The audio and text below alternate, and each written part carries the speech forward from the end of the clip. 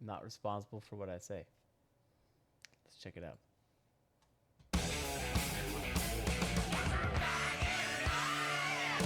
Wow. Joe Robe made it seem like he was holier than holy. As a Christian youth pastor, he dedicated his TikTok to showing respect for women until 6 different people exposed him for his own secretly terrible history. I really hope I'm not about to dive into something that's going to get me in trouble. This man, it's already looking like it. Of course, his name's John. It's always a John. You could see the red flags in early tweets like this one. I am a Christian, and I support LGBTQ, and I support BLM, and I support people of other faiths, and I support a women's right to choose. The need to vocalize his own morality. What? He supports everything, apparently. All the things, no opinions. Was almost strangely excessive, and his TikTok videos weren't any different. He wanted to punch all men who talked about how women dressed, while reminding his female followers that they had total control of their body. When he wasn't supporting women, it was instead minorities. It's homophobia, racism, misogyny, you name it, all thinly veiled as a joke, and you're not fooling anybody. Which people found suspicious long before he was exposed. But when this dude is Exposed for making what? almost his entire personality about respect women, always be nice to women, respect, respect, respect, it gets a little overboard, to be honest. When questioned about his motives, Joe Robe snapped pretentiously, Just imagine being so worried about losing your male privilege that you would call anything that has to do with equality for women anti-men. believing that when all men are killed, he'd be spared because of his TikToks. And when What? he did also occasionally support men, Now I've talked about men getting body shamed, women getting body shamed. the objective was still the same. Try to make himself seem like a person who did no wrong. The caption of his merch was literally "Be Better," which seemed true to him as a church office manager and youth pastor. Wait.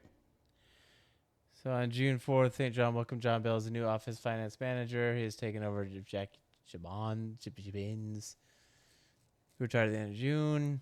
John Bell, originally from Ham Lake, Minnesota, moved to Moorhead in 2011 when he attended Concordia College. Graduated in 2015. John has since worked in Concordia College's Office of Ministry for the campus pastor. At the Northwestern Minnesota Synod, I don't know how to say that word, office for Bishop Larry Walrabe. At the Lutheran Church of... Jeez Louise, it just keeps going. It's like, the Lutheran Church of the Good Shepherd in Moorhead.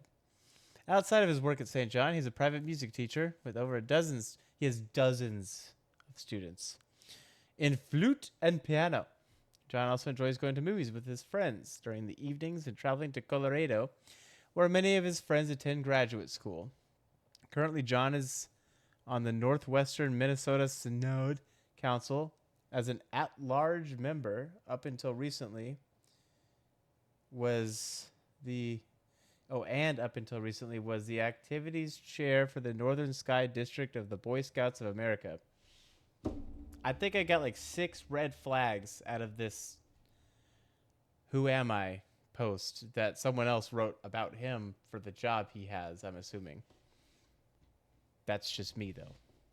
On the weekends. So depending on how long you've been following me, you may or may not know that I'm actually a very religious person. People therefore heavily respected him, even making stan accounts such as Lovely Joe Robe, while comments on his live streams read, "I have so much respect for you. You speak for others and it makes me so happy." Any videos criticizing him were met with thousands of dislikes until people became suspicious of Joe Robe's supposed morality. In late 2020, a TikToker named Gemini Official was exposed for his relationships with multiple young girls. There it Being is. in line with Joe Robe's content, people asked him to talk about it, although for whatever reason, Joe Robe avoided the topic. Message I wonder Joe saying, why. hey, this is a problem, can you speak about it? Which is bizarre that it would take you so long to talk about somebody who's grooming children. Joe Robe later explained on Discord that denouncing the actions was simply too obvious, although having previously claimed the goal of his TikTok was to create a safe space for young people, it seemed odd that Joe Robe didn't want to talk about it. Perhaps he was simply avoiding drama, but this wasn't the only example where Joe Robe deflected an obvious topic.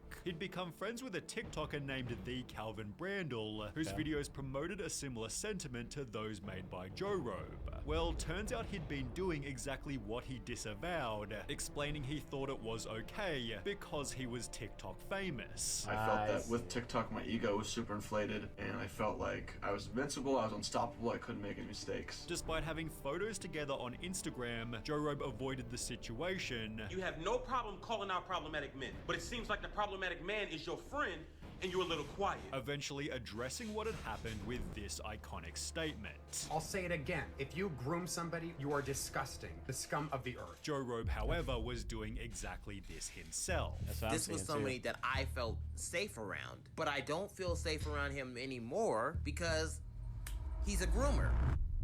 On one unassuming Wednesday, 17-year-old TikToker DilG16 uploaded the following video. This video will be about one of the biggest hypocrites I have ever met in my life, Joe Robe. John is a disgusting and terrible hypocrite who abuses his platform by using his clout to groom and prey upon underage boys. He has done this to multiple people, including me. John first followed me whenever I had about 30,000 followers and joined my live stream and asked for my Snapchat, so I gave it to him. After Snapchatting for a few weeks, he asked me if I wanted to get an Airbnb with him on my 18th. Man, like,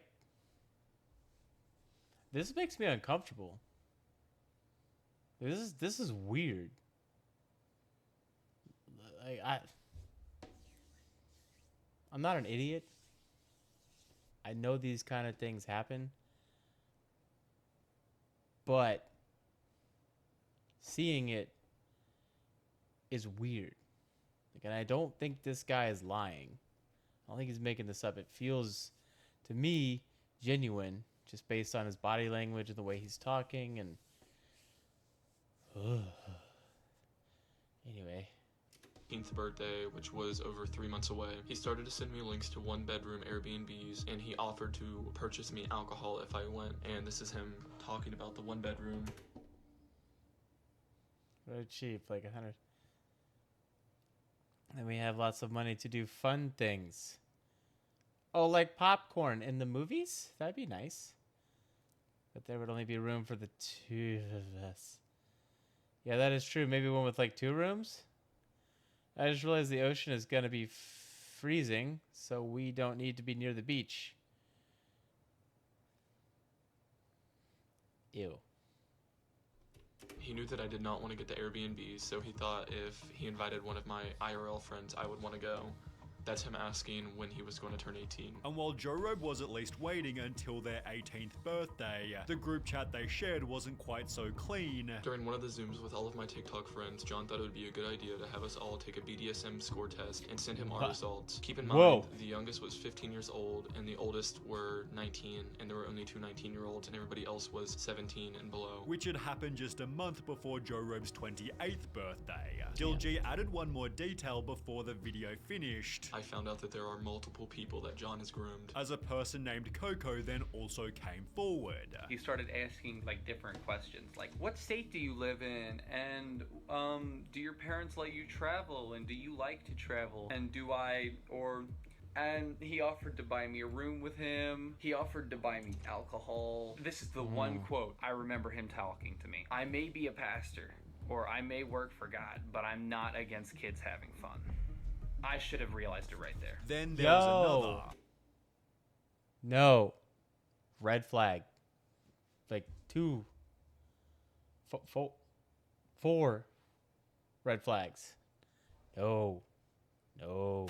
I can't go into specific details about what happened between me and Joro because it is quite not safe for work. And another after that. He'd also make promises about No. getting Airbnbs and meeting up with us. He promised alcohol and hot tubs. Lock him up. Joe Robe's accusers then made a Google Doc listing everything else he'd done. He'd tried to get blank and blank to create an OnlyFans once he turned 18 and said he'd set it up for him and subscribe, also strangely bribing the group to call him hot and locking a girl who was also intoxicated out of Zoom for calling him old and refusing to call him hot. Papa Gut talked about the document in this video here. I mean, after we that last one was like,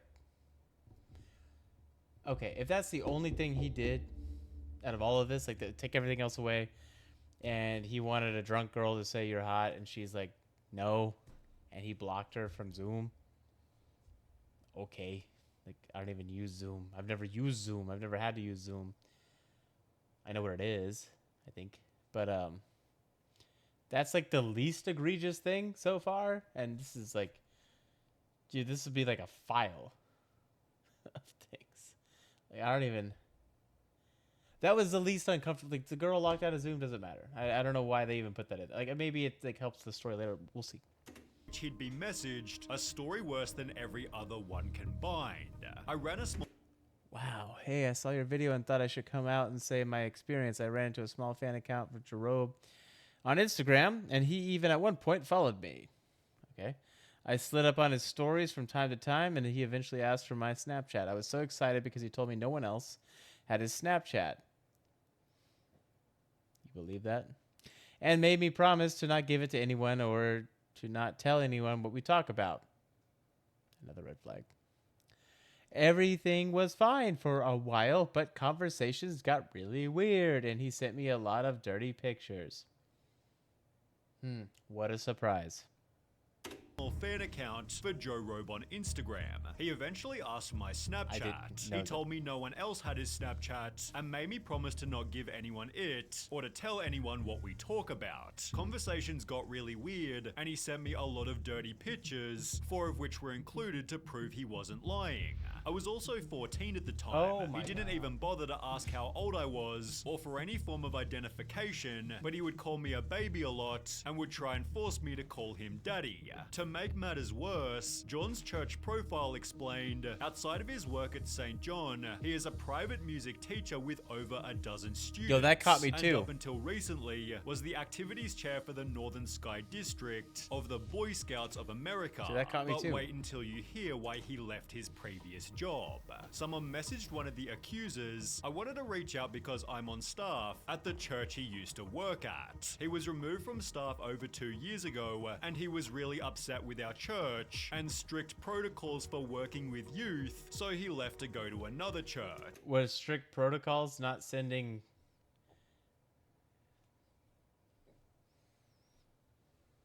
pictures to underage people and inviting minors to Airbnbs on their own on the beach with a 1-bedroom? Was that their strict protocol? That he was not, what did he say? Strict protocol he did not like working with? Because that's just common sense, my dude. We're currently in the process of contacting the other church and places he's at, as well as local authorities. Joe Robe's LinkedIn partially confirms the story's legit. My dude has a LinkedIn! No. No. Wait, does he still have it? Hang on. We're going to figure this out right now. Give me a second. I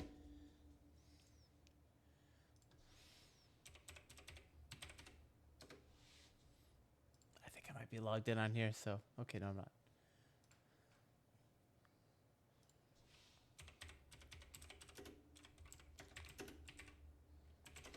Do you need an account?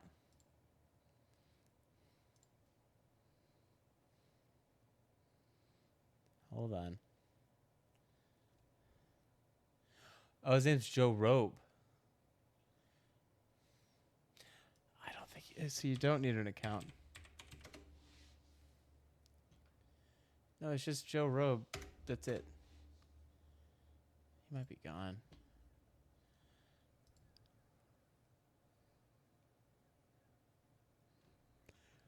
Wait. Was it in the video? As well as local authorities. Joe Robe's LinkedIn. John Bell. Okay, hang on, I got you. It's Joe. Is it Bell? John Bell. Jesus. Ironic. Bell.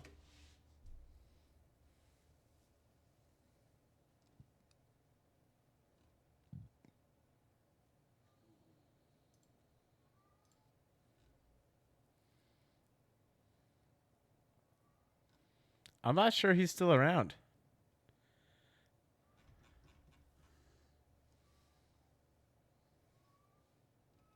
Okay. I just wanted to see. How to check, you know. Partially confirms the story's legit, as it shows he previously worked in the very same church as the lady who told the anecdote. Right. Unsurprisingly, people demanded Joe Robe also lose his new job, St. John Lutheran Church. You have some explaining to do. with Papa Gut even Yeah, I mean, listen. I don't want to make anyone mad here. Okay? I'm just speaking honestly. If there's ever anything to do with the Lutheran Church, in my experience, it's probably not good. Sorry about that. Now, that's just my opinion on the matter. But once I heard that, I was like, yeah, it's worth entertaining the idea that maybe this might be true. calling the church directly. This is the church that he works at. I know this because I called the church that he works at and I asked him if he works there. They said yes. I told them that they were very serious and credible allegations. They immediately hung up after they said, oh, thank you. Despite hanging up the phone, the church quickly deleted Joe Robe from their website Yeah, before distance yourself, like, get rid of him. 1906 Yeah. extracted an unofficial statement. The pastor reached out and he wants to remain anonymous. However, the bishop is aware and he has been terminated and authorities have been contacted, and that's about all that we have. But the bigger question was, how did Joe Robe himself respond?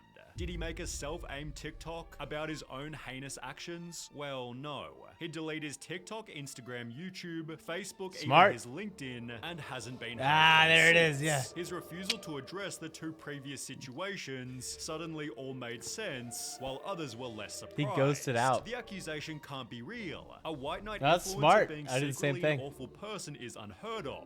Not even surprised. It's If always I got these called types out for of something men that end bad, up I being would fucking predators, disappear. but no one was less surprised Idiot. than one of Don't Joe do Rogan's stupid former shit. You don't have to do friends. this. As someone who personally knows John Bell and lived with him at university for a year, I can assure you that he's not the good guy here, and that these accusations line up with his past behavior. The dude was all-knowing, manipulative, homophobic, and tried to give off this ultropious Christian facade. Nothing Ultropius? What does that mean? We gotta figure that out. Hang on. I didn't even know how it's spelled. Hang on. Ultra pious? That's how I read it. Ultra dash pious. I didn't spell that right, did it? Yeah, P-I-O. Listen. Oh, it is a word. Okay, hang on.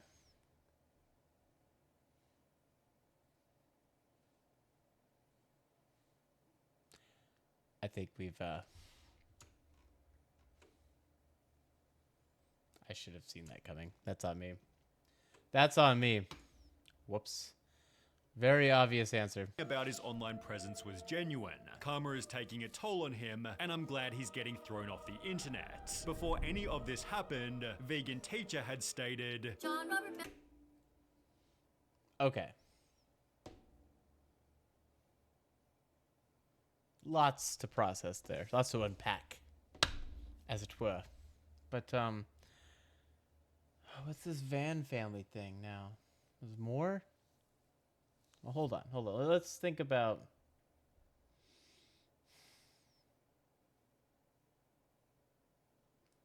It's obvious what happened here. So what's even the big deal? He got into positions that allowed him access to what he wanted that would be very difficult to get access to because it's illegal in other spaces. He took advantage of that situation for a time and got caught.